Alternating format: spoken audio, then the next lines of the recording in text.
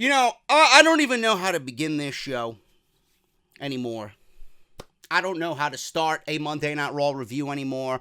I don't want to come out here ranting and raving like some fucking lunatic banshee. I don't want to come on here and act like a fool. But I might as well just throw it at you right from the start. Was Monday Night Raw as bad as it was the last 2 weeks? The answer is no. The answer is no. Now, that does not mean that they put on a good show. I don't think this show is capable of a good show with the current roster that they have and the fact that they've pretty much demoralized every single human being who even wants to watch this show. But what Monday Night Raw did tonight, so sly and so convenient, was give you Seth Rollins and Baron Corbin in the opening of this show. They gave you Seth Rollins portraying in this play. Imagine that you're sitting with your wife or your girlfriend and you go out for an extravagant evening. You go see a play and you get some dinner afterwards, or a dinner and then a play. And you're sitting there, and you're watching this play. You're dressed up nice in a tuxedo, right? Nice little bow tie. You got your hair slicked back. You got your arm around your woman. You're enjoying the play. Whatever you guys want to go watch, The Lion King, Phantom of the Opera, whatever. Whatever suits your fancy. Whatever floats your boat. And on stage, you're watching Seth Rollins, and he is portraying the normal WWE fan. And on the other hand, you got Baron Corbin. Baron Corbin's in this play. He is the villain, the bad guy. And you got the hero and the villain interacting with one another. Baron Corbin is reprising the role of Vincent Kennedy McMahon. WWE so conveniently, in the opening of this show, through Rollins and Corbin, addressed literally everything that was wrong with this show. Literally everything. Rollins runs down the laundry list of issues. He first mentions the Revival. Look at a team like the Revival. Baron Corbin, you have some of the most talented men and women on the roster on Raw. You got a tag team like the Revival. Two guys who should be Raw Tag Team Champions. What are you doing with them? You've fed them to the Lucha House Party for 3 weeks now, burying them under Lucha House Party rules. How many people on the internet have been complaining about the Revival and the way that they've been buried? Rollins goes on to mention the piss jokes and the fact that it's ridiculous. It's not funny. Pretty much, Monday Night Raw was Bobby Roode's robe. And Vince McMahon was pissing all over it. He goes on to mention the low ratings. Ratings have been the worst in the history of the show. Lowest they've ever been. Fan morale is down. Wrestler morale in the locker room is down. He mentioned everything that we've been uttering on social media. And then Baron Corbin comes out and says that he doesn't give a shit what Rollins thinks. He doesn't give a shit about what the people in the back think. He doesn't give a shit about what the fans think. And I'm watching this, and I swear to God, man, I seen Vince McMahon's soul rise up from Baron Corbin's body. Again, I'm going to use this because I just watched it on Netflix last weekend. Shang Tsung in Mortal Kombat, where he's watching, who is he watching? Liu Kang. He's the first fight that Liu Kang is in against the dreaded guy, right? And Liu Kang drop kicks him like Finn Balor to win the match. And the guy's laying lifeless on the beach. And then Shang Tsung comes over and he sucks his soul, and his soul just fucking levitates into the air. And Shang Tsung just eats his soul. I swear to God it was like that. I seen Vince McMahon's soul emanate from Baron Corbin. Now, everybody on social media, I immediately knew what they were doing. As soon as that sentence was uttered by Baron Corbin, I knew what they were doing. And you know, the funny thing is, people didn't know what they were doing. You see, to the general idiot out there, WWE was, well, they're addressing the issues. They're telling you what's wrong with the show. They know what's wrong with the show. So do I. So do I. You might be new here, but I want to get you filled in immediately. We hate Raw here in its current state. And if you've been with me for the majority of this year, you exactly know how I feel about this show. What I don't appreciate is WWE bringing me what I already know are the issues on this show and then doing nothing about them. It's okay if you mention the fucking issues on the show, but what are you going to do to rectify and fix those issues? They clearly did nothing tonight. They did nothing to fix the issues. This was the same shit that you see every single week with a depleted roster. I don't need to hear, courtesy of Baron Corbin, from Vince McMahon, what's wrong with the show. To you, it might have been a good segment. To me, it was not a good segment, and it was fucking downright awful. It insulted everyone's intelligence. And if you enjoyed that segment, clearly you are not an intelligent human being. Now, I don't understand why people enjoyed this. They're just mocking everybody in plain sight. And everybody just bent over backwards. Oh, Rollins addressed, and Rollins brought to the table and brought to light what was wrong with this show. You see, the way I look at it is WWE is so creatively inept that they can't sit down and write original content. Do you know where all that script came from? It's not that difficult to fucking find. All you have to do is go to social media. All you have to do is go to Twitter, and you have that entire segment script written out for you in plain sight. Fuck, you can look at my social media. You can look at my Twitter and get everything that Rollins said word for word. Did they fix it? Of course they did. Of course they did. You see, when people think that I'm complaining, that I'm just complaining for the sake of complaining. But when I complain, I have every right to fucking complain. I'm a paying customer, and it's my fucking show. I could fucking do whatever I want on this show. I could say whatever I want. I could do whatever I want. I could blast anybody that I want. Doesn't fucking matter. I'm in the confines of my own box here. That segment sucked. Completely fucking sucked. And then what does WWE do? Here's another thing. Why everybody liked this segment? I don't know. I'm watching a different program, apparently, compared to you guys. So WWE brings us the laundry list of issues that we already know. They take a script directly taken from a Twitter account, mine. Could be anybody's. It's pretty much the majority of the fucking people watching this show now. Everybody's got the same fucking issues. Everybody's crying about the same fucking shit. So, on top of making everybody look like a fucking fool, addressing the issues, and then, courtesy of Baron Corbin, directly from Vince McMahon, no doubt about it that he wrote that promo, has Baron Corbin go out there and say, I don't give a fuck, I don't give a fuck, I don't give a fuck, I'm going to do what I want. So, Vince doesn't care about the low ratings. Vince doesn't care about the wrestler and fan morale. Vince doesn't care that the show fucking sucks. The show fucking sucks. Rollins even said that everything you've done has been just downright failure. Vince doesn't care. And here's the best part about it, folks. Here's the best part about it. WWE, in their desperate state, in the desperation that they're now so bleeding profusely, they mock the fans, and then they give them a TLC main event 6 days early on Monday Night Raw with Baron Corbin and Seth Rollins for the Intercontinental Championship, stemming from what happened in that 15-minute opening promo.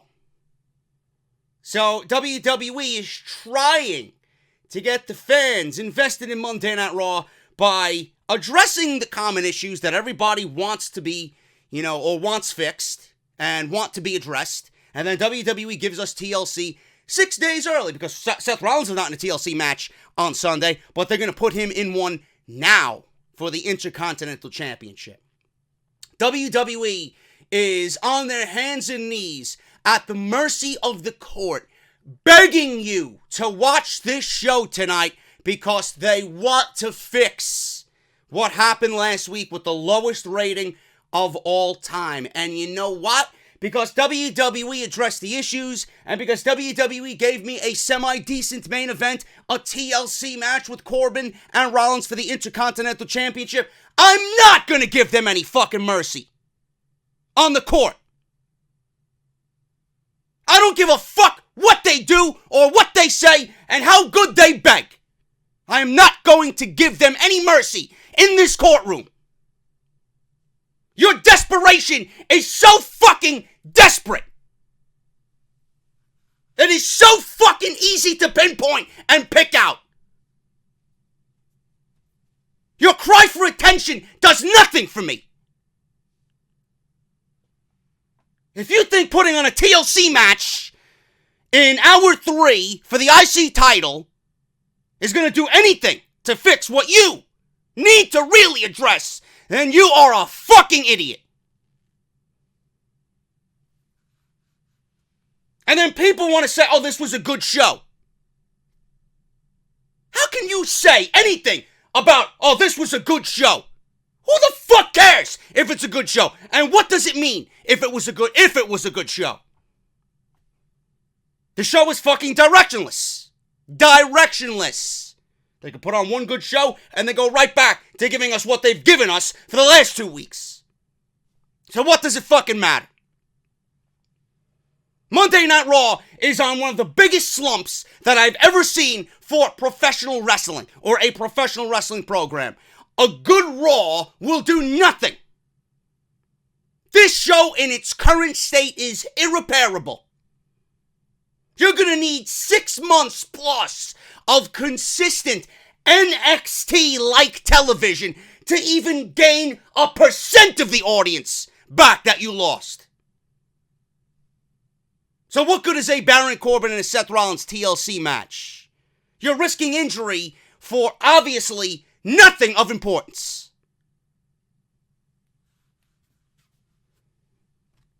Jesus fucking Christ, man. I don't understand people. I really don't. Does anything please you? This is the fucking complaints that I had aimed towards me, complaining about Monday Night Raw. I don't know what fucking planet you are on, or what show you're watching, but this is what we do on Monday night, because it's warranted. Does anything please you? Yeah! The blowjob your mother gave me on Saturday night fucking pleased me!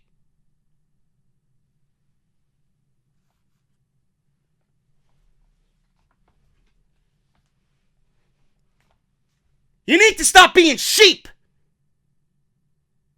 You need to open your fucking eyes! That's what you need to do.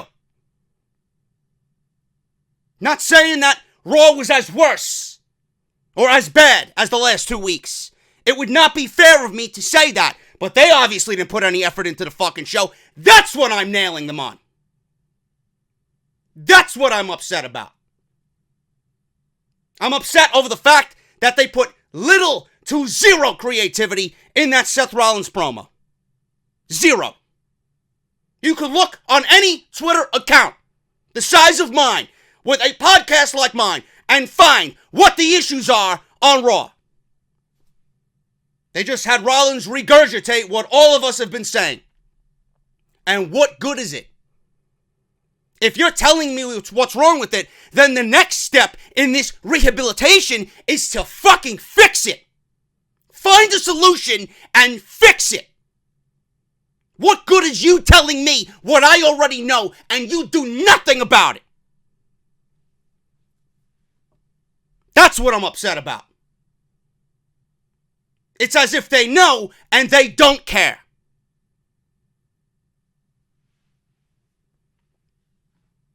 Monday Night Raw. TLC main event, tag team championship match, the go-home show for the pay-per-view on Sunday night. Before we get into that, I want to thank everybody that showed up for Off the Script this weekend. Parts 1, 2, and 3. We go over a lot of stuff. We go over the seizure that Big Cass suffered on Saturday night at the House of Hardcore event that he was scheduled to perform at. We talked about that on Sunday. Also on Sunday, we talked about The Rock and Roman Reigns. The original plan was for that to be the main event of WrestleMania. Does Vince McMahon still have The Rock scheduled in his Mania plans? We talk about that on Sunday night. Go and check that out. Saturday, we talked about Dean Ambrose and the backlash, the fan outrage over WWE using Roman Reigns and his leukemia situation in the Rollins-Ambrose feud. Something that we, again, will talk about here tonight because in typical fashion, WWE proved once again how hypocritical they are and how lazy and uncreative they really are. So if you missed Off the Script parts 1, 2, and 3, make sure you guys go and check all that stuff out. Link will be in the annotation that you see in the top right corner of your screen. I have good news, man. I have good news. We have 74 sold of the JD Club shirt. We blew away the goal of 50. And what Bonfire, the people who we are sponsored through with this campaign, Bonfire has kept this campaign open. Everybody that has ordered already is going to get their shirt before Christmas. Everybody now that orders within the next 9 days will get a shirt, but they will not get it for Christmas. But Bonfire is doing everybody a favor since the campaign was such a huge success. They are keeping it open for the next 9 days. So if you guys want to get one of these shirts, which are going to be exclusive to Bonfire only for the next 9 days, you guys can certainly still do that, man. Link will be in the comment section, pinned at the very top. Go and get yours today, man. Let's blow that number 100 away, man. I owe each and every one of you a fucking thank you. Coming up on Off the Script this Friday when we do the TLC preview and predictions. Thank you guys to Bonfire, and thank you guys in general for supporting the JD Club and getting one of these exclusive t-shirts that you could get in 5 different colors, man. Black, gunmetal, blue, pink, and red. Get yours today, available for the next 9 days only. But remember, everybody that ordered already is going to get it before Christmas. Everybody that orders from today on will be after Christmas, man. So thank you guys so very much. And as always, please follow me on Twitter, at JD from NY206. Hit that subscribe button down below. Turn on that bell for all notifications. And Patreon, man. Support on Patreon. Patreon.com/JD from NY206. Let's get into Monday Night Raw, man. We're going to open the show up tonight with that terrible opening segment. Seth Rollins on What's Wrong with Monday Night Raw. Mr. Rollins, I don't need you to tell me what's wrong, man. I already know. We've already discussed. Now it's on your boss to fucking fix the goddamn problem. All right, look, I got to admit, for the past couple months, I've been wrapped up in this whole thing with Dean Ambrose, and I haven't gotten an opportunity to tell you what I think about the job you've been doing as Raw General Manager. The bottom line is that under your leadership, and I use that term, that word leadership very, very loosely, under your leadership, Monday Night Raw has sucked. And it sucked. It has sucked because of you. Now, I want to make one thing perfectly clear here, okay? I understand. I am not an idiot. I understand that they would never pin the blame on Vince McMahon because people obviously want their jobs. If they're going to point the finger of blame to Vince McMahon, you probably wouldn't have a job tomorrow morning. I understand that. We all know that Vince McMahon is to blame for the creative direction of this show. We all know Vince McMahon is to blame for the recent, just miserable status of Monday Night Raw. But, Baron Corbin is here to be thrown under the bus because that's his job. But everything that is being said here from Seth Rollins' side is what we have been saying pretty much all year. And what Baron Corbin says is coming directly from Vince McMahon. Baron Corbin, in this instance, is nothing but a fucking puppet to Vince McMahon. We know that Vince McMahon is to blame. That would never be portrayed on their weekly television show because of obvious reasons. Moving on. What you've been doing as general manager-elect is not okay. It is not right. It is wrong. I get it, Seth, you're frustrated, but I'm allowing you to vent. So if I were you, I would watch how you speak to me. Oh, watch how I speak to you, or what, huh? You're gonna snap your fingers, you're gonna fire me, fire your entire roster, is that what's gonna happen? You don't even know what to, look, that roster, that locker room back there, that is some of the most talented men and women that Monday Night Raw has ever seen. And you've got no idea what to do with it. Here's an example. You've got a tag team, an amazing tag team like the Revival, who should be competing for the Raw Tag Team titles, and you've got them in Lucha House Rule matches. Every single decision that you've made is to mask your insecurities, Corbin. Man, I just don't get it. You know, I want to like this segment. I want to like what Seth Rollins is saying here because everything legitimately that is coming out of his mouth is exactly how we feel and exactly what should be directed at Vince McMahon. Vince McMahon is portraying Monday Night Raw in his own vision because he is masking his own insecurities.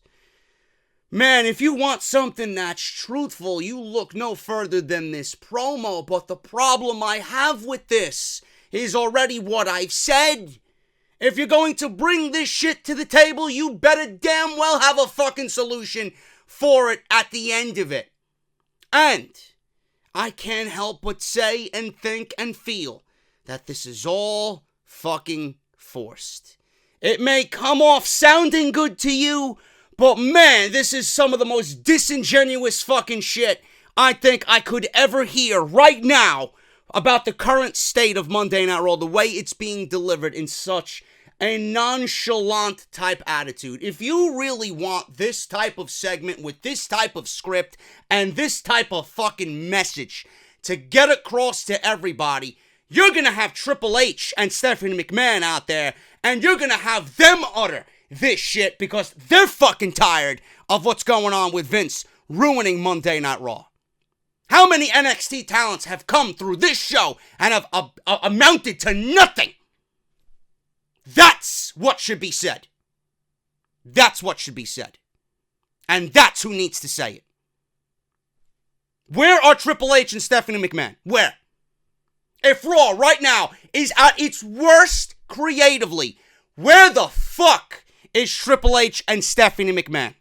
I would want to know. Do they have duct tape around their mouths? Are they held hostage in some fucking broom closet? Hands tied behind their back? Where are they? Or they don't care? I mean, this is family, right? But then Vince McMahon's grandchildren watch the fucking show, and Vince McMahon's grandchildren tell Vince how this show sucks, and how things are being run, and not right, and nothing is logical, and he don't listen to his own grandkids. So if he doesn't listen to his own family, his own grandchildren, why the fuck would he even listen to anybody like you or I? It's disgusting. It's disingenuous. This felt forced. And then people want to jump on it and say, this was a good segment. This was a good hour. The fuck are you watching? Legitimately, what are you watching? You might like what you're hearing. You might enjoy what's coming out of Rollins' mouth because you feel the same fucking way. But you gotta look deeper than that. You gotta look deeper. You gotta look at how it's delivered. You gotta look at the emotion. You gotta look at it for what it really is. Vince knows, and Vince don't care. So why the fuck should you or I care? Why should we give WWE a pass? Why should we have mercy on WWE in this courtroom? Because they know and are bringing to public light what is wrong with Monday Night Raw. That doesn't get a buy in my fucking courtroom. What's going to get a buy in my courtroom is situations being addressed and solutions brought to the table. How are you going to fix the Revival? How are you going to fix the tag team division? How are you going to fix Monday Night Raw with all the talent that you've ruined? How? How are you going to make them important again? How are you going to take NXT talent from Full Sail and bring them to the main roster? Are you going to have a plan for them? Are you going to present them as a big deal, as the future? Everybody down there is your future.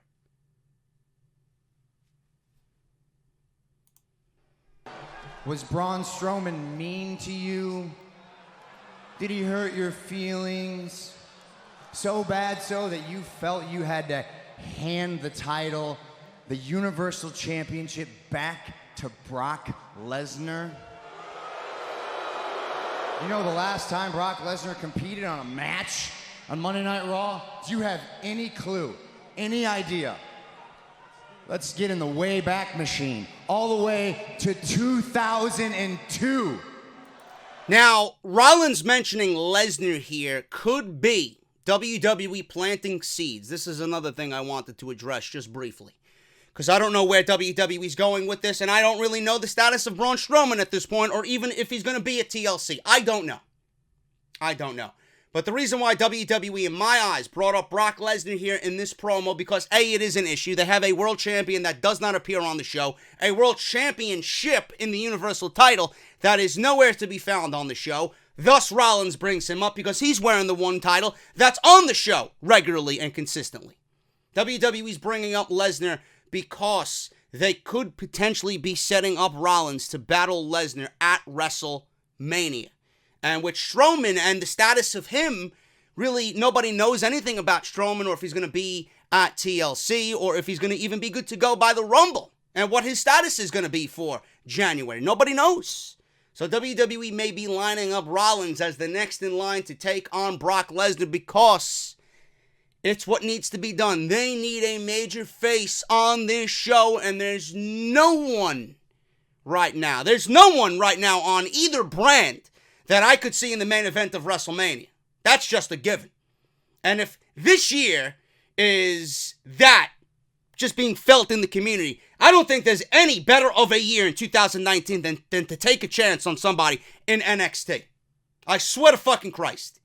But there's nobody on this show right now that could be the face outside of Seth Rollins. Seth Rollins is the guy. Whether you like him or you hate him, Rollins is the guy on this show. In the absence of Roman, and Braun Strowman was never going to be that guy. Ever. Rollins is your guy. So they could be setting him up for Brock Lesnar at WrestleMania with that name drop and this little discussion about Brock not being on Monday Night Raw since 2002. 16 years since Brock Lesnar's been on a match on Raw. So this whole Baron Corbin experience, this little experiment you're doing, I got some news for you. It's been an abject failure. Because talent support, the morale from backstage, the fan support, and the TV ratings are all at an all-time low. And it is all because of you. Now, Seth, I appreciate your feedback, but next time, save me some time. Write it on a piece of paper, put it under my desk, and I'll file it under, I don't give a damn. Exactly what Vince McMahon feels. I don't care what you think. I don't care what the locker room thinks. And I sure as hell don't care what you think. This Sunday, Dean Ambrose is going to beat you for that Intercontinental Championship. And can you imagine? I would love to know how both Rollins and Corbin, as well as everybody else in the locker room, feel after hearing that promo. Knowing that Vince McMahon really probably doesn't even give a shit about what you're thinking on the current state of Monday Night Raw. How does everybody feel knowing they have to recite this shit and nothing's going to be done knowing deep down that all they want is for this show to be an A show, instead of being portrayed as a steaming fucking dumpster fire every single week. And then I'm gonna beat Braun Strowman in a TLC match by forfeit. And starting that very next night on Raw, until the day you quit, I am gonna put you through hell. You want to put me through hell? Why don't you put me through hell starting tonight, huh? How about we do it in this ring? You go one-on-one in a match with me right here. It's you versus me in a TLC match.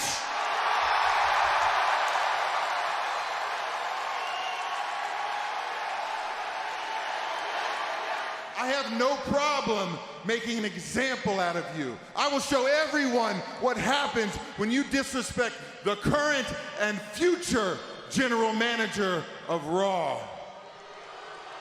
But my answer's still no. Look, I have plenty of things. Coward. This is where we get Seth Rollins saying, coward, coward, coward, coward, coward. Coward, coward, coward. Hey, how about we could start calling you Coward-elect Corbin? Coward, coward, coward, coward. You know what, Seth? Shut your mouth. You want a TLC match right here tonight? Well, you got it. That match, it'll be for that Intercontinental Championship. That's the way Monday Night Raw opened.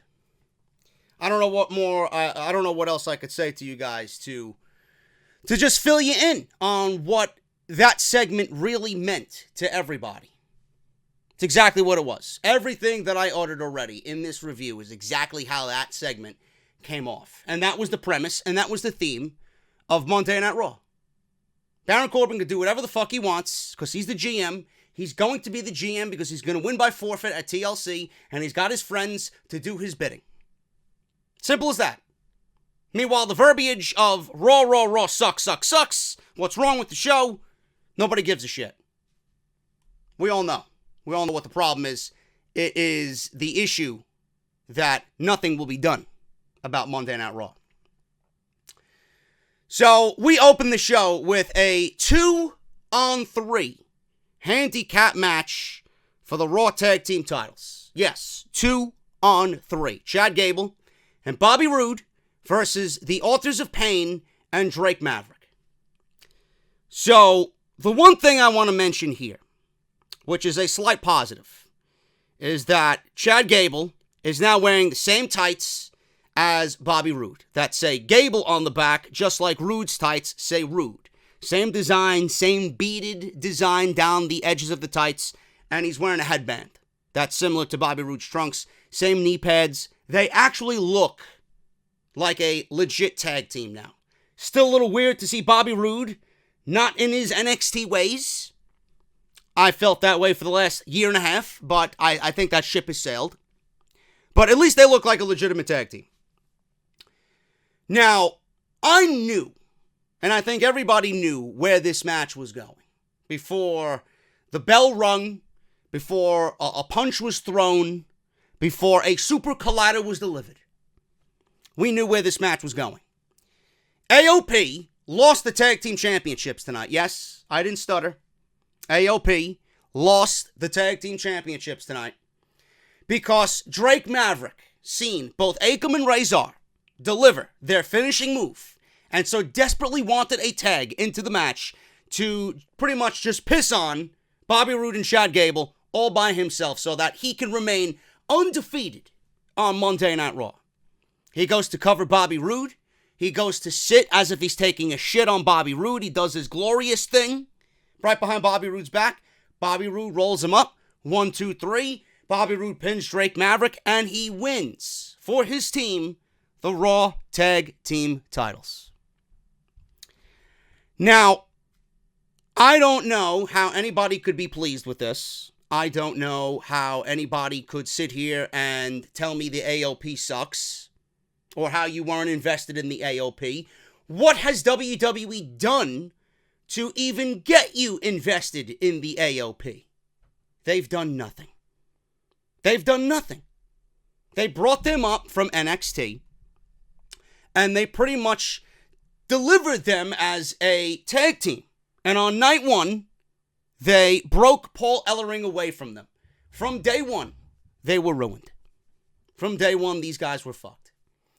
And after that, they had squash matches with local jobbers, local enhancement talent, and then they disappeared for 2 months for whatever reason. I don't know why. Some people cited it as visa issues. Some people cited it as, well, WWE doesn't have anything creatively with them. So they are given the tag team championships out of sheer desperation because their division is so garbage. And here we have Rude and Gable, who have been on the road to a breakup. And then WWE realized, well, if we break this team up, then we have no babyface tag teams on this show. So in the end of all this, AOP loses the tag team championships to the only babyface team remaining on this show, and I don't consider the Lucha House Party a fucking tag team on this show. Please spare me. The only babyface tag team on this show, and WWE Raw takes an NXT talent and pretty much embarrasses them right at the hands and knees of Triple H. What is with this show embarrassing NXT talent to a point where now nobody will give a shit about the AOP?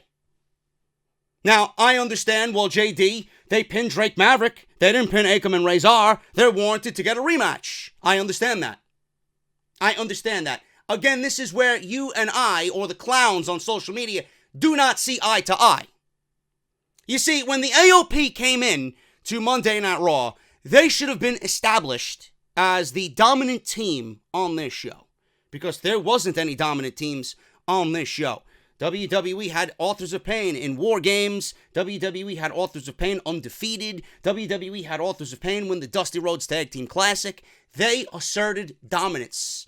When you heard that music and you seen them walk down the aisle with Paul Ellering, you knew you were going to be in an uphill battle. They asserted dominance. You knew when that music hit that you were facing the top tag team on Monday Night Raw.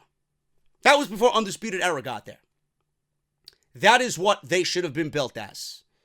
They should have been built as the dominant force they were in NXT, simply because there wasn't any team that had that sort of dominance on this show. And here we are. Now they're the brunt of PP jokes. Now they have a manager who is a chicken shit fucking coward, when before they had someone like Paul Ellering who was strong, who gave off the vibe of domination, smarts, just brilliance, leadership. Now this is what the Authors of Pain are reduced to? Nobody could sit here and tell me that the Authors of Pain were not booked perfectly, as green as they were, perfectly in NXT. Then people want to tell me, oh, nothing about them interested me anyway. I wonder why. You got Vince McMahon to fucking blame. If you watched NXT like everybody is, and you seen what they were doing down in NXT, I guarantee you, just like the Revival, you would have had a different story to tell about the Authors of Pain. Don't give me that shit. That's how simple-minded fucking people are. Oh, the AOP are heels. They need a heel chicken shit manager. Why? Because WWE tells you to? Or tells you that's the way it needs to be? How about thinking outside the box and establishing a fucking team as a top team? They had that with Paul Ellering, they had that with AOP, and now they don't. Now they don't have a top team on Monday Night Raw. You think Rude and Gable are a top team? No, they're a top joke. They're a top comedy act. Sucks to be Chad Gable, he's so fucking talented. Now he's stuck with a guy who in NXT was fucking brilliant in his own right and can't find his footing. 40-year-old Bobby Roode can't find his fucking footing, thanks to WWE Creative. What a fucking joke. The treatment of NXT talent on the main roster is downright fucking disgusting. And something needs to be done about it. The treatment of AOP on this show is downright fucking vile. I would have booked AOP the same exact way coming up from NXT. Nothing changed. Nothing. Paul Ellering, I would have never even blinked at getting rid of Paul Ellering. Not even a chance. I don't understand why they seem to want to change everything from NXT. AOP changed. Bayley changed. Finn Balor changed. Who's next? Look at Andrade Cien Almas on SmackDown Live. Guy put on the best fucking match in this entire company. Had a great run with Zelina Vega as the NXT champion. Oh, why? He's not on television because he doesn't speak English? Why the fuck do you think they put him with Vega then? The Revival. Every single one of these men and women got over by doing something so good, making up for a lack of what they don't have. The Revival don't have charisma, or as much charisma as WWE would like. They do have their own certain brand of charisma, but they got over by what they do in the ring. So did AOP. Bayley got over. Finn Balor got over, not by wearing fucking colorful t-shirts and having the camera fucking pan over his crotch on the ring apron during his ring entrance, coming out smiling, advertising for fucking Aquafresh and Listerine, selling toothbrushes out of the fucking trunk of his fucking rental. No, he was fucking tough. He sported a leather jacket and meant all business.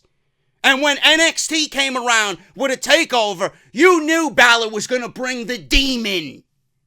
Because that's when he was defending what was most important to him.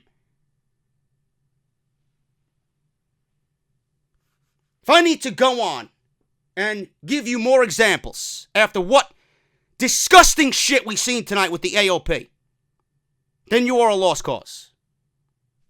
I am tired of repeating myself. For the people that don't watch this fucking channel and want to start shit with you on social media, JD's a fool, reference this fucking video.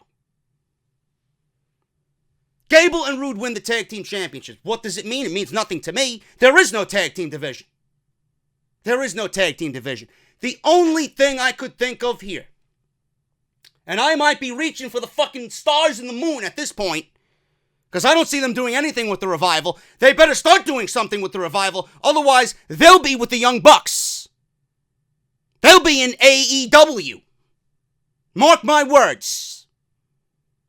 The only thing I could think of here is they took the titles off AOP because they're going to start pushing the Revival. And they'd rather have the Revival take the titles off of a babyface tag team instead of AOP. But whose fault is that? Whose fault is that? Does the Revival mean anything to you at this point? Probably not. Again, whose fault is that? And then what happens to the AOP? You might as well send them back down to NXT. This is where WWE should start instituting trades. This is where WWE should start trading with NXT. It's as if NXT is the fucking the irrelevant fucking third son. The deformed third son that they got hidden away in some fucking psychiatric ward. They don't want nothing to do with. Bring AOP down, bring someone up. Sure, the Street Profits will look good on Monday Night Raw.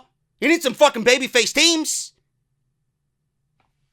Something, do something, get creative. You got so many fucking pieces here, I'm sure there's some creativity lying in wait.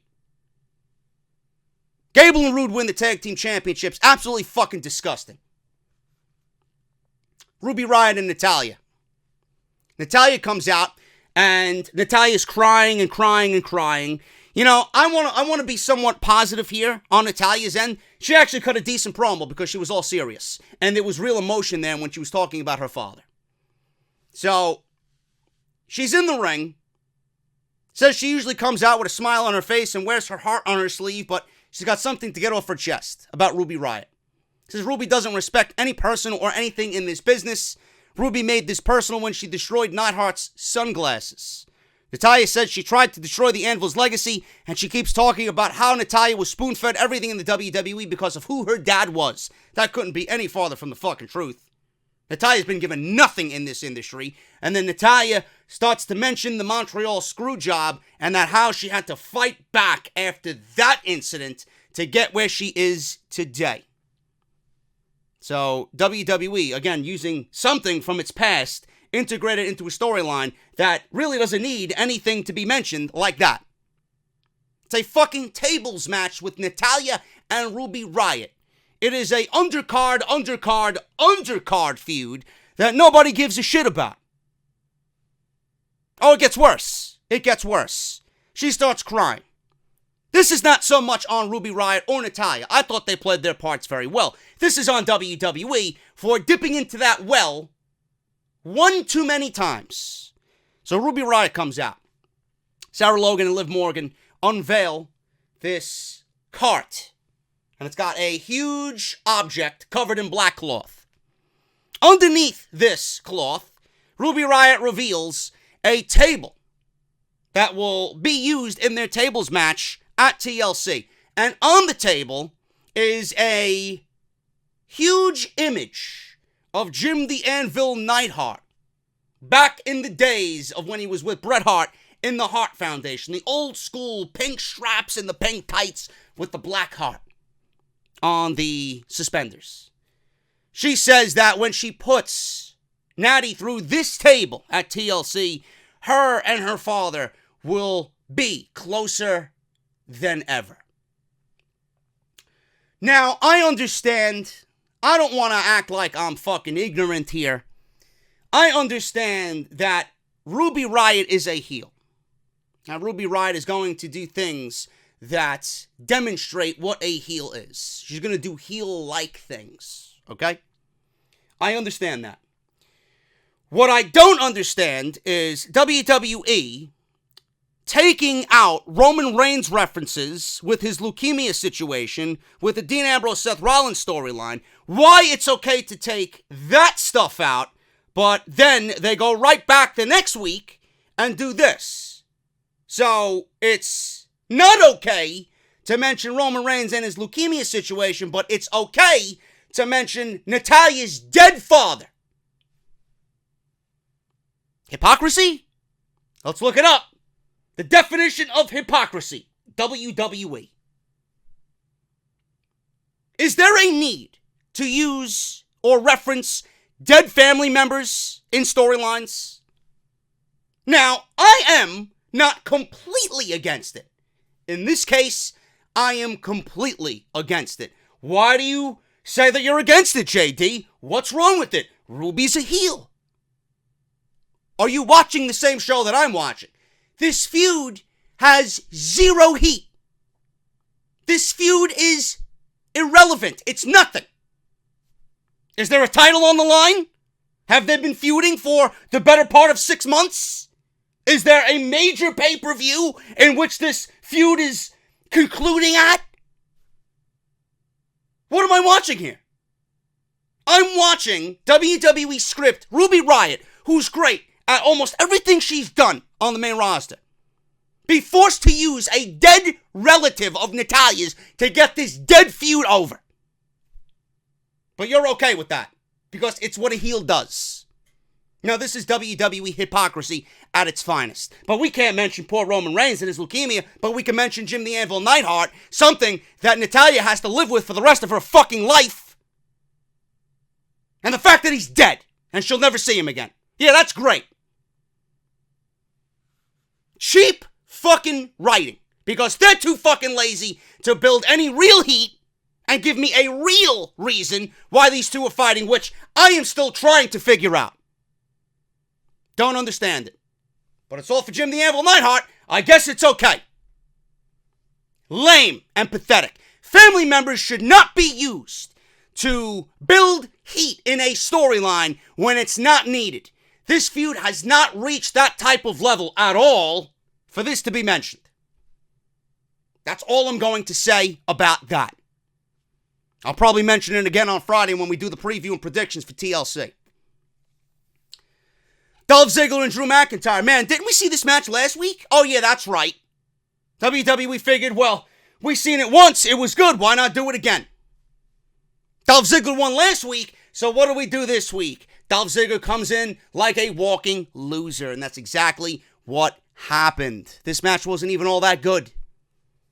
You can't give me a couple of close near falls and expect me to think it's a good match. This feud was dead. WWE had something special here, or at least something decent on this show with these two guys. I mean, they were fucking tag team champions. They ran this show for most of the year. And this is how you're going to break them up, and this is how you're going to conclude a feud? Now, we all knew that Dolph Ziggler was going to get shit on at the end of this thing, and WWE was going to push Drew to the fucking moon and bury Dolph Ziggler. But Jesus fucking Christ, could you at least give me some fucking effort as to conclude the goddamn thing? You killed it now. It's over. It's over.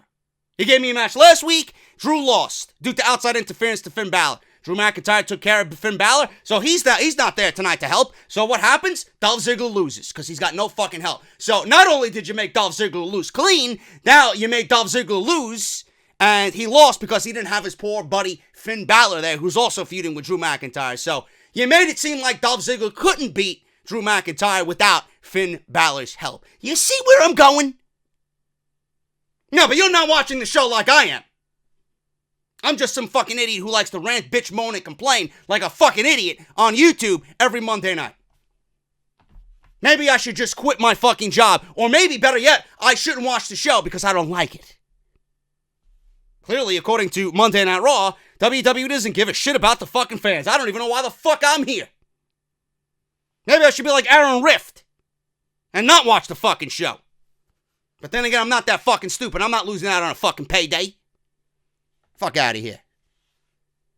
Plus, I owe it to you guys. You don't want to watch? I'll take the bullet. I'll take the bullet for you. Drew McIntyre wins. Claymore kick out of nowhere. Nice near fall at the end. Ziggler kicks Drew's legs down as if he's fucking Ken from Street Fighter. Does a leg sweep and then goes for a Shoryuken. But instead of the Shoryuken, he does a zigzag 2 count.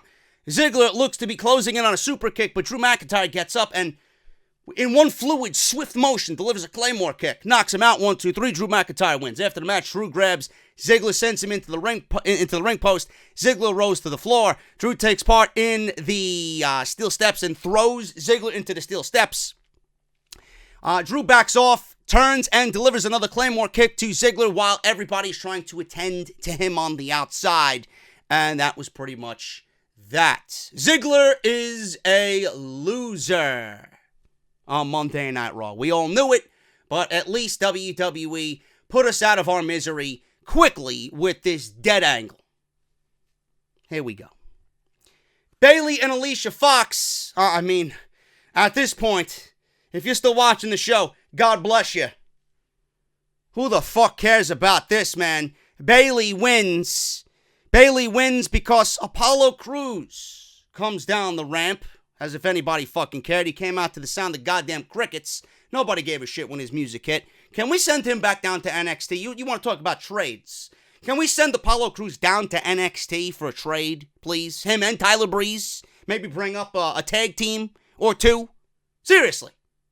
You got tag teams down there enough to fill a 1-hour program on a weekly basis. Not everybody's going to be involved. Plus you got, what's his name coming back? What's his fucking name? Not Roderick Strong. I forgot his fucking name, man. Jesus fucking Christ. What the fuck is his name? I'll think of it now. The guys with the money shit on the back of their logo. I forgot his fucking name, guy. The ex-football player. He was on Breaking Ground. Man, I forgot his fucking name. Jesus Christ, I'm a fucking asshole. Whatever.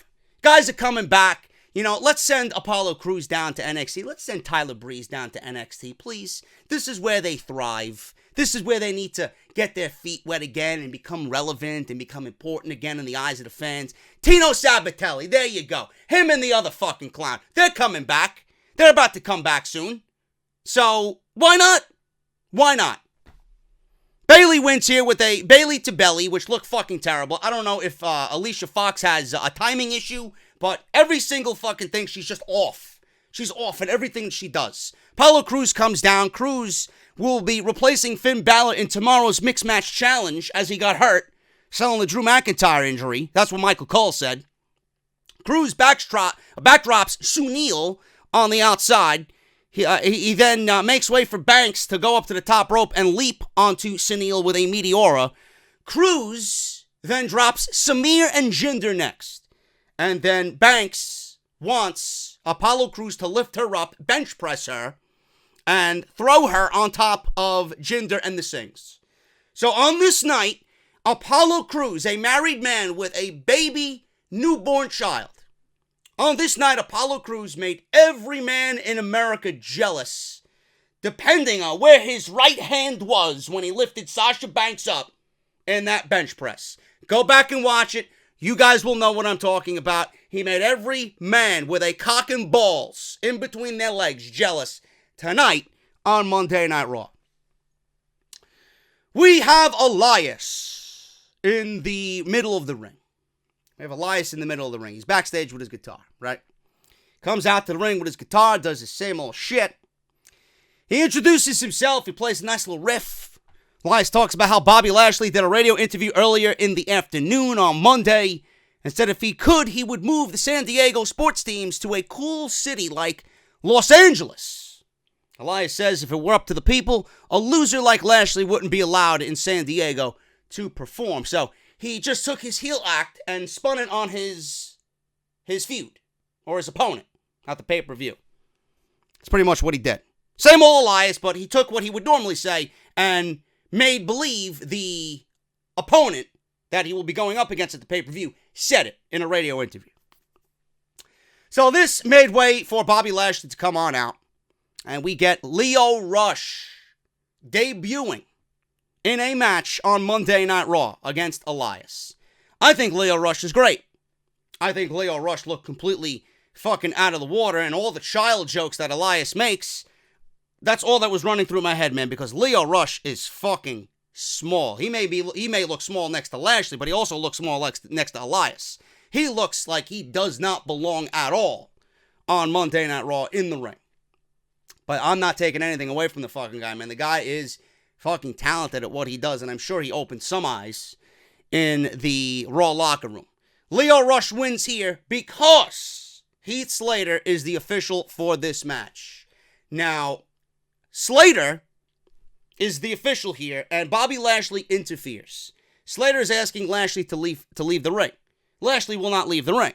He gets in Slater's face and intimidates him. Lashley grabs Elias, nails a huge choke slam or spine buster on Elias. Lashley then stares back at Slater before waking up Rush, pointing to Elias's guitar sitting by JoJo's fat ass, man. JoJo in the timekeeper's area. So Rush brings the guitar into the ring. Lashley grabs the guitar and smashes it over Elias's back, and then Rush rolls back into the ring, covers Elias, but Slater hesitates, makes the count anyway, because he has to, because Lashley is friends with Corbin, and if he doesn't make the count, Lashley's going to tell Corbin, and Slater's going to be out of a job. So Lashley forces Slater to make the count.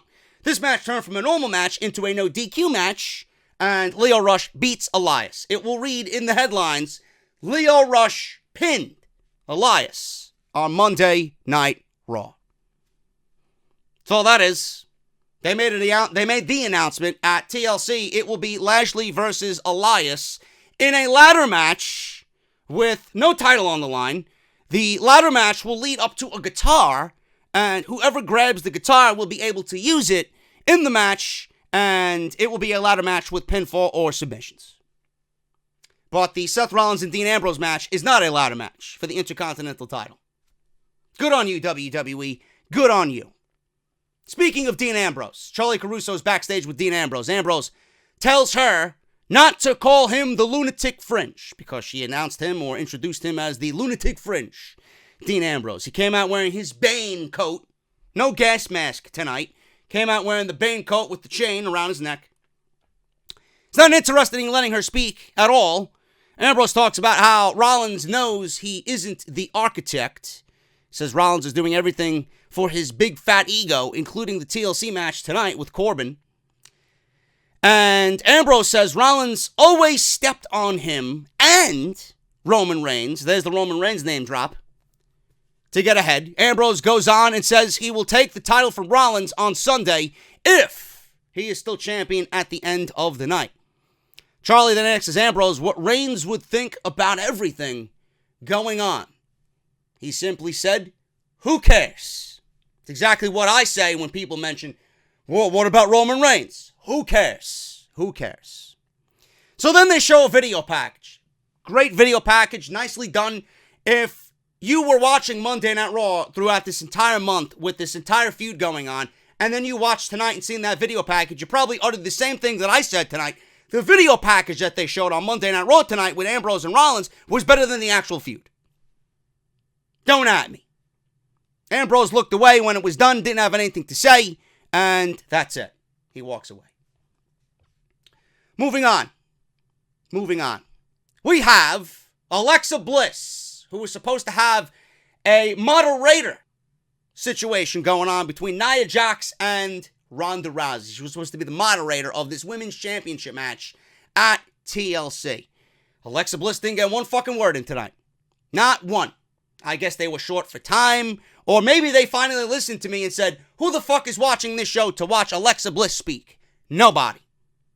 It doesn't matter if she's there or not there. Nobody is watching the show or not watching the show for Alexa Bliss. Not taking anything away from her character or what she does or how she plays her character or portrays her character, but she is not important to anything on this show. She's just there as a nice piece of ass wearing black leather pants. Oh, she's hot. That's why you watch. Me? I don't give a shit. So, Jax takes the microphone, and I hope you all reach for fucking earplugs at this point, or reach for the remote control to fucking mute the TV, because this was awful. This was awful. If someone in WWE is watching me, which I know you are, someone in WWE is watching me, can you take Nia Jax after TLC off of television? Actually, no, I'm lying. After what you need to do with Becky in the Royal Rumble, with Becky eliminating Nia in the Royal Rumble, can you take Nia Jax off television? Please? Keep her on Total Divas. There's no reason why this insufferable woman should be on television. She is absolutely terrible at everything that she does. She can't wrestle. She can't cut a promo. She's not even good to look at. Not even good to look at. And she's from San Diego. Correct me if I'm wrong. WWE was in San Diego tonight, right? Now, I know she's a heel, but sometimes that doesn't matter when someone's in their home city. Nobody gave a shit about Nia Jax, for better or worse, in San Diego. So she takes shots at Ronda Rousey. Jax goes on, looks at her right hand. Well, that's my left, my right hand. Okay? Starts looking at her right hand. And she's looking at the right hand, mentioning Becky Lynch, and this is the right hand that broke Becky Lynch's face and took the match away. Kept Becky off television, looking at her right hand. Throughout the entire promo, she's looking at her right hand. And I swear to God, I didn't see any writing on Nia Jax's arm. I didn't see any writing in Nia Jax's palm. She was looking at her right hand in a way that she was reading the entire script of her promo off her fist. And it just looked ridiculous. Absolutely ridiculous. Nobody believes anything coming out of Nia Jax's mouth. Nothing. You see how I'm talking and rolling my fist up? Nobody believed the fucking word that Nia Jax said. Instead of looking at your fist, look at me. You're not making your fist believe everything you say. You're not trying to convince your fist about what you're going to do to Ronda Rousey on Sunday night. You got to look at me. You got to make me believe. You got to convince me what you're going to do to Ronda Rousey and what you're going to do to Becky Lynch when you get your hands on Becky Lynch and why I should care that you broke Becky Lynch's face, not your fist. Do you know how ridiculous that looked? Ridiculous. Ridiculously awful. This woman is fucking terrible, and I would appreciate if you take her off of television. If this match doesn't end swiftly and quickly on Sunday night, we may be in for a long evening, folks. Now, I probably am, again, reaching for the fucking stars and the moon on that one. They need to have Nia Jax look at least semi-strong going into the Royal Rumble if the plan that's written in the fucking stars pans out for WWE with Becky Lynch, they're going to have Nia Jax at least look semi-strong going into the Royal Rumble. They can't embarrass her completely, but this woman is god-awful at everything she does. So, Rousey comes out, and a little dose of positive here. WWE did something right. WWE did something right here. Ronda Rousey didn't come out smiling. She didn't come out shaking people's hands and waving to people. You know? She wasn't happy to be there. Nia Jax was talking all this shit about Ronda Rousey, and she came out with a microphone and the title in her hand with a fighting face on. Rousey said she didn't come here to hit her poses and talk about fighting. She came to fight. I can appreciate that. But one little glimpse of positivity here saves this feud in no way, shape, or form. So then we get Ember Moon coming out because Nia Jax and Tamina were cowards. They played the heel role. They ran out of the ring, and then they surrounded the ring, bunching up on Rousey with a 2-on-1 advantage. Ember Moon's music hits, and Ember Moon comes down to save the day and even the odds. Blah, blah, blah, blah. Vomit. Blah, blah, blah, blah, blah. Ember Moon versus Tamina. Again, poor Ember Moon. Ember Moon wins with an eclipse. Hey, Tamina didn't botch. There is a God. But I am not interested in Tamina Snuka or Nia Jax at all, or either one of them in the ring. All Tamina did in this match was a super kick and a 4-minute rest hold. That does not make a good women's wrestler amidst this evolution. Ember Moon hits the eclipse. 1, 2, 3. Goodbye. Quick and painless. We go to Corbin's office. Heath Slater says he's going home. And Corbin says, no, you're not going home. You have one more match to officiate. Where are you going? Do your job. So that was that. TLC match for the Intercontinental Championship main event. Baron Corbin versus Seth Rollins. I'm not going to sit here and tell you it was terrible. I'm not going to sit here and tell you it was good. It was passable for a main event on Monday Night Raw. I mean, I could have did without the TLC match on this show. The reason why they gave you a TLC match was because they needed something for you to maintain your attention on this show. They wanted to get you excited for a pay-per-view that they know is going to fucking bomb on Sunday night. A pay-per-view that they know they didn't put any fucking effort into. That's the reason they're giving you this fucking match. Because the show's been so god-awful, how could we get people to watch? Oh, let's put on a TLC match where people are going to go through tables and climb ladders and use chairs as weapons, all legally. That's all that was. But does it mean anything in the end? No. No, because I see right through everything WWE's trying to do here. Did I enjoy the match? Did I enjoy Seth Rollins' performance? I've seen better of Seth Rollins. And by the way, to the fucking idiot on social media telling me Seth Rollins hasn't looked the same since his injury, I don't know if you missed the gauntlet match or his little run that he had with the IC title where he was absolutely fucking volcanic hot. Rollins has never looked better. Maybe not now, because this is WWE Creative and you talk about dead morale on this show. Man, everybody's like a fucking walking corpse on this show. I could see why. Baron Corbin, this is, a match I'd like to see Corbin in more often. Corbin isn't all that great of a wrestler, but when you put him around tables, ladders, and chairs, the guy can do what he's got to do. That's overcompensating for him. But, hey, you got to work to someone's strengths, right?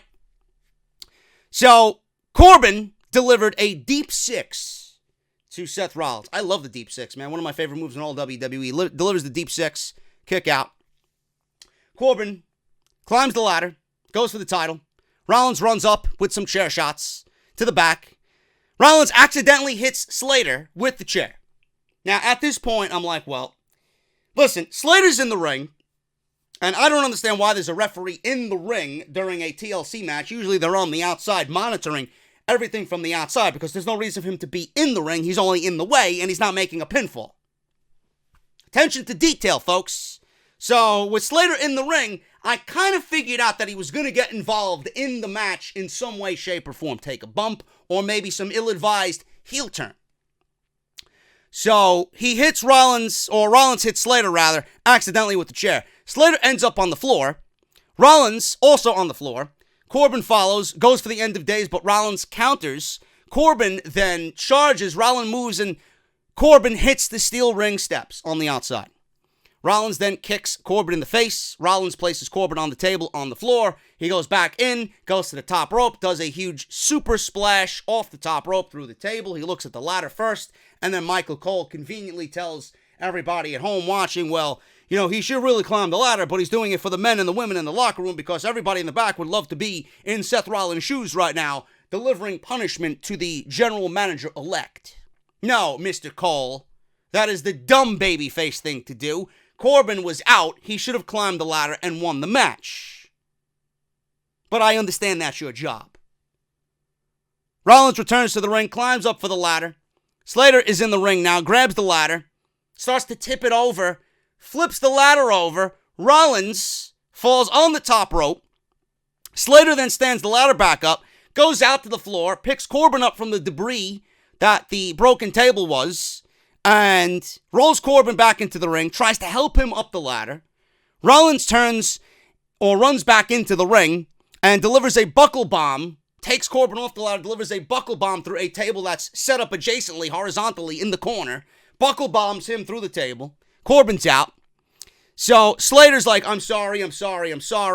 Rollins doesn't want to hear it, delivers a super kick to Slater. He's taken out. Corbin comes out from the debris of the second table now, crawls underneath the ladder. Rollins delivers the curb stomp, takes Corbin out, climbs up the ladder, pulls the title down, retains the Intercontinental Championship on Monday Night Raw in what was a decent main event. But it did not save the show whatsoever. This show was still god-awful. This show did have something that last week's show did not, a good match. So there you go. The only difference is they had a ladder match, a desperate one at that, to try and get you to watch the last 30 minutes of this show. Are you going to give them mercy for that? I hope not. You're smarter than that. After the match, Rollins is on top of the ladder with the title, hugging it, worried it was going to go away. Ambrose comes down the ramp, stands on the ramp with his coat, and they meet eye to eye for their match at TLC on Sunday night, and then Raw goes off the air. Now, I don't understand why they did this ladder match tonight. I do know, I just told you why, but in theory, I'm thinking about it. I don't know why this Ambrose-Rollins match wasn't made into a ladder match for the IC title. God only knows that the feud could have used it. But then again, I've been sitting here saying for the last couple of weeks that the feud originally doesn't even need the title. Should have just been a Falls Count Anywhere match or something like that to play into the fucking blood feud that it really is. It's not even about the championship. They don't know what they want to make it about. Roman Reigns, why Ambrose left the Shield, the Intercontinental Championship. There's no clear reason why this feud is even happening. But all I know is the Intercontinental Championship is not the reason why they're feuding. So I don't know why this title is on Rollins. Some part of me was hoping Corbin won the title tonight.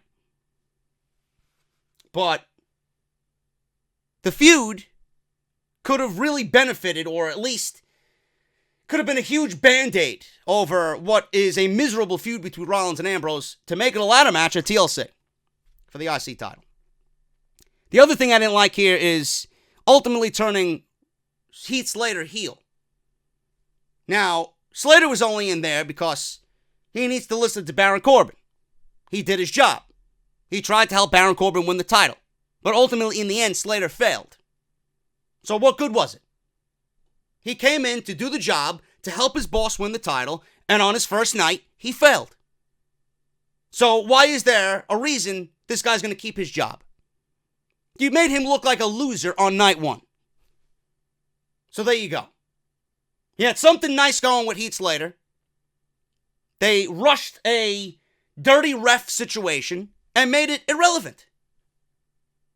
They blew all their chips on one hand. And in Heath Slater, boom. Done. This show doesn't know what the fuck it wants to do. Heath Slater was probably the best thing about the show tonight. To be honest with you. His interaction with Lashley and him being disgruntled and upset and sad, having to pin Elias' shoulders to the mat when he didn't want to, and then he was in the main event, and all of a sudden he turns heel, and then is made to be a loser. Failing on his first night. There you go. Goodbye, Heath Slater. Thanks for coming. Now you could go home. People, you got to understand that this show, right now, it's only going to get worse. We got multiple tapings for Christmas and New Year's coming up. So they're going to be taped shows. They're taking a vacation for the rest of the year. We're not going to get a legitimate Monday Night Raw until the second week of January. But this is the quality of show that you're getting on a weekly basis. By no means does this mean it's a good show because of the main event. You need to look deeper into the issues as to what is really going on. The shit that was said to mock you. The shit that was said are legitimate issues. If there is not a solution for every one of those issues right now, then don't bother saying it. You're just making yourself and anybody that you've scripted to say that look foolish. And all because they gave you TLC 6 days early doesn't make a good show. There's still loopholes and logic holes littered throughout what happened there. Why didn't they do this? Why didn't they do that? They could have did this better. Vince McMahon penned another Monday Night Raw, and I've been praying that someone takes the goddamn fucking pen away from me. Nothing on this show is important. Nothing.